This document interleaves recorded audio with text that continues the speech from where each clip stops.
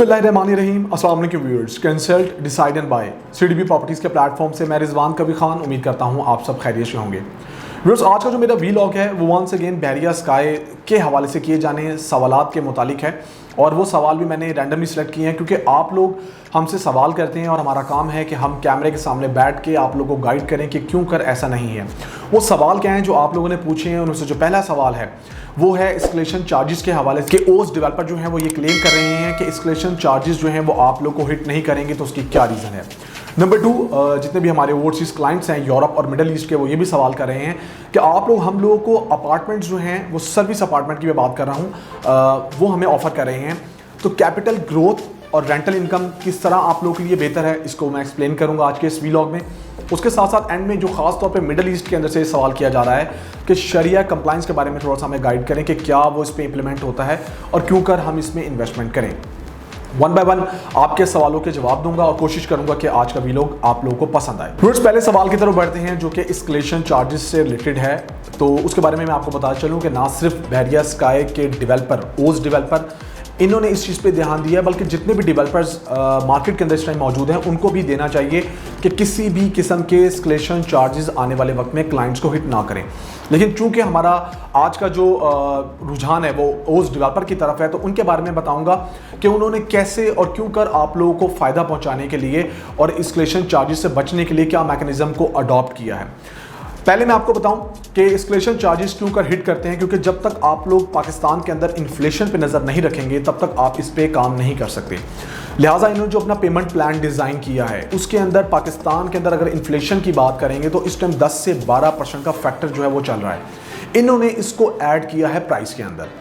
क्योंकि जो भी उन्होंने पेमेंट प्लान निकाला और आप लोगों को दिया और आप लोगों ने इन्वेस्टमेंट के पॉइंट ऑफ व्यू से कमर्शियल का इंतखाब किया और अब जब आप अपार्टमेंट्स का इंतखाब कर रहे हैं तो इस चीज़ को अपने जहन में रखें। इन्होंने इन्फ्लेशन फैक्टर को अपनी प्राइस के अंदर आज को देखते हुए, हालात को देखते हुए ऐड किया हुआ है। नंबर 1। नंबर 2, हम बात करेंगे तो रेवेन्यू के हिसाब से हम क्या चीज़ देखते हैं कि जब इन्होंने कोई भी यूनिट्स मार्केट के अंदर कमर्शियल के लॉन्च किए थे और इनके फर्स्ट 100 या 200 यूनिट्स जब सेल हुए तो वो वेरी फर्स्ट प्राइस के ऊपर हुए। उसके बाद ये हर वर्टिकल के अंदर देखा जाता है कि डेवलपर की तरफ से प्राइसेस जो हैं उनका इंक्रीज देखने में आता है, क्योंकि हर वो बंदा जो उनका फर्स्ट डे से स्टेक होल्डर बना होता है तो उसको भी फ़ायदा जाना होता है, प्लस उन्होंने प्राइसेस को बढ़ाना ही होता है। लिहाजा जैसे ही प्राइसेस को इंक्रीज़ किया जाता है और उसकी नई प्राइसेस आती हैं, जो पहले 100-200 यूनिट सेल हुए होते हैं वो तो वेरी फर्स्ट प्राइस पे हुए होते हैं। उसके बाद जो प्राइसेस इंक्रीज होती हैं तो उस टाइम पे जो भी बायर मार्केट के अंदर आके उनके प्रोजेक्ट को ग्रैब कर रहा है या स्टिल करने का सोच रहा है तो वो नए पेमेंट प्लान को फॉलो करते हुए ही लेगा।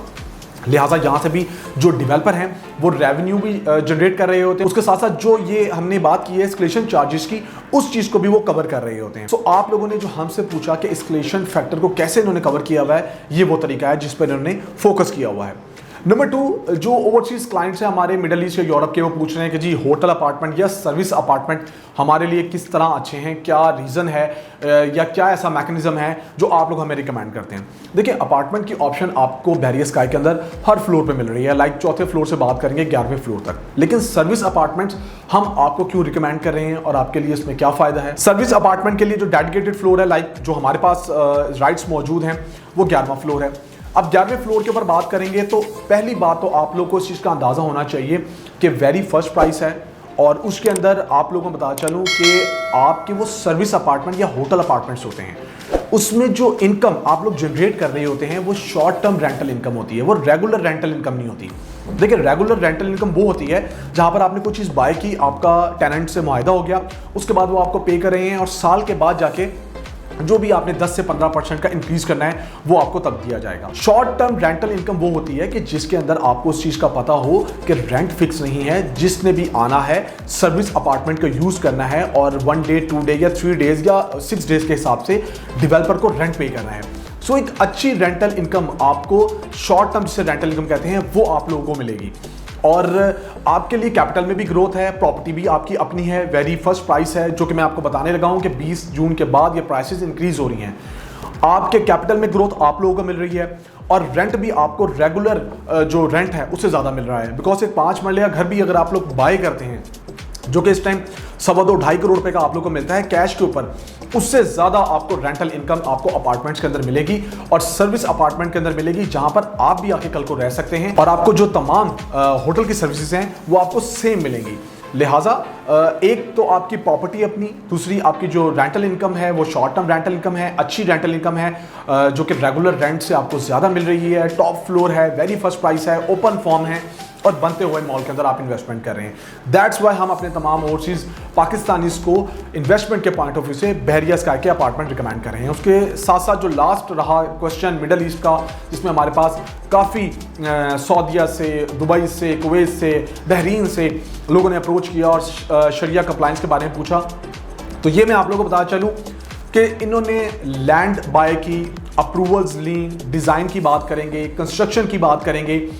किसी भी किस्म का लोन किसी भी फाइनेंशियल ऑर्गेनाइजेशन से नहीं लिया हुआ। इसके साथ साथ इन्होंने किसी भी वेंडर के साथ कोई ऐसा मुआहदा नहीं किया जिस पे आपको ऐसा एलिमेंट नज़र आएगा जो शरिया कंप्लाइंस को फॉलो नहीं कर रहा होगा। क्योंकि हमने ये देखा अक्सर कि कोई ना कोई डेवलपर जो है वो क्लेम ज़रूर कर रहे होते हैं, बट उसके अंदर आपको देखने में आता है कि कहीं ना कहीं इस चीज़ का एलिमेंट नज़र आ रहा होता है। बट ये हम आपको ज़रूर कह रहे हैं, इन्होंने रिसेंटली अभी कुवैत के अंदर भी एक सेमिनार किया जिसमें इन्होंने उसको ब्रीफ किया, लेकिन मैं आपको बता चलूँ कि इन्होंने इस पे भी बड़ा फोकस किया हुआ था और आप लोग बग़ैर किसी डर के यहाँ पर इन्वेस्टमेंट कर सकते हैं, खौफ के। जिस तरह मैंने आपको बताया कि जो आपके 3 क्वेश्चन थे कि एस्केलेशन चार्जेस क्या होंगे, होटल अपार्टमेंट्स हमारे लिए कैसे फ्रूटफुल हैं, क्या हमें फ़ायदा दे रहे हैं और क्या ये शरिया कंप्लाइंस को फॉलो कर रहे हैं, तो ये तीनों सवालों के जवाब मैंने आपको दिए हैं कि जो ये डेवलपर कमिटमेंट कर रहे हैं उसको फुलफिल कर रहे हैं और उसके साथ साथ ये बनता हुआ जो मॉल है ये आपको आने वाले वक्त में फ़ायदा देगा। लिहाजा मैं समझता हूँ कि आज का जो मेरा वीलॉग है इस लिहाज से आप लोगों को पसंद आएगा। फर्दर आपके क्वेश्चंस हो सकते हैं, आप लोग पूछ सकते हैं, आप लोग मुझसे रब्ता कर सकते हैं। मैं फिर कोशिश करूँगा कि उन सवालात के जवाब भी आप लोगों को प्रोवाइड करूँ।